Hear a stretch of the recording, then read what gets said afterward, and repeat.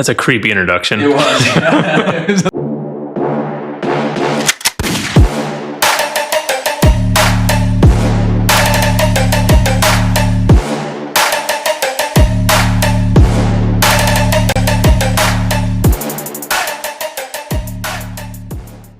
Hey everybody, welcome to the Cup of Joe podcast. This is episode 1. Really excited to be here.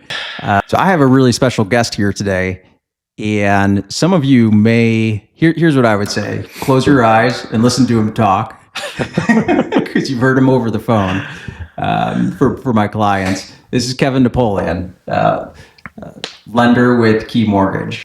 And welcome to the show, Kevin. That's a creepy introduction. It was. It was a little Thanks, weird, Joe. but I thought it was funny. But yeah. Having me on your first ever podcast, I believe, right? Yeah, first. It's like a well-oiled machine, as you could tell. Yeah. We're not going to edit any of this.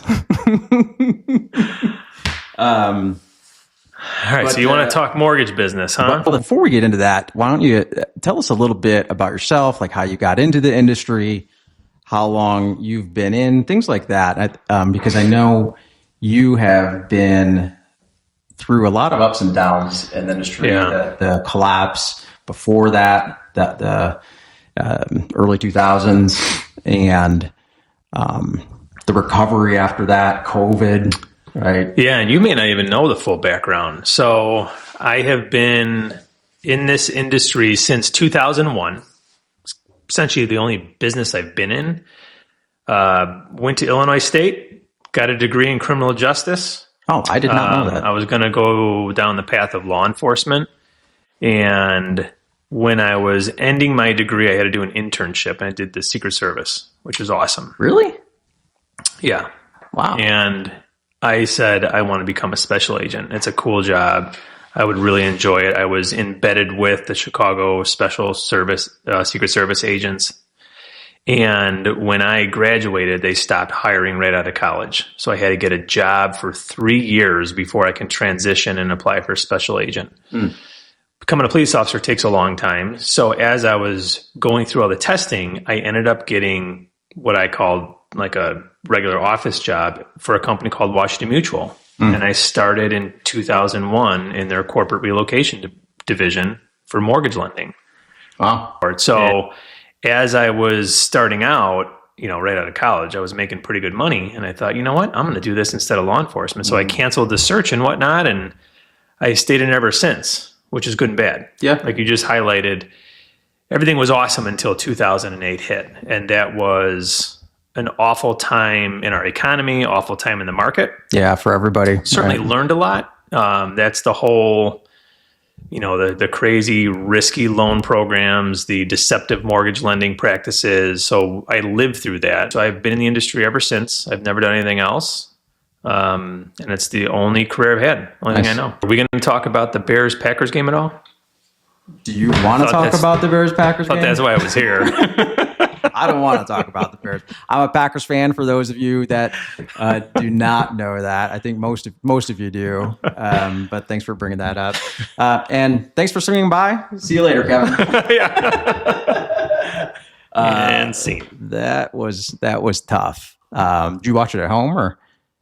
Yeah. The older I get, the more I don't want anyone around me watching a Bears game, especially a meaningful game. Especially a Packers fan. Yeah. I have a TV in my basement, and I sit down there with whatever snacks, whatever drinks I'm going to have, and I don't want to hear from anybody. Yeah. I don't want any goofy comments.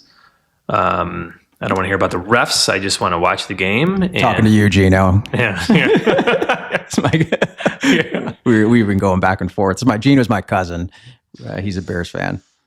Yeah. So I just sit there, usually pouting the whole time. Sounds about right. In these last couple Bears games, I was pouting for about 56 minutes of the game until the last 4 minutes of each game, which is fantastic. So yeah, gonna enjoy this one. Yeah, I'll let you. I was a little upset.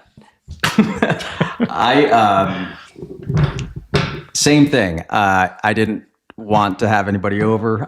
I was telling my friends they wanted to come over and watch the game, and I was just like, no, I don't want my true colors to show in front of everybody. Yeah. because it was an intense game. Yeah. And I knew it was going to. But we had fun. My wife and the kids, we were just watching it over here. And Yeah, I wouldn't even let my kids or wife be around me.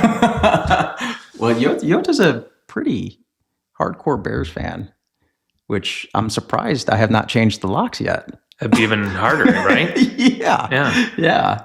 No, she's been good about it. I'm happy for her. That's why you're living in your basement now. I'm stuck down here.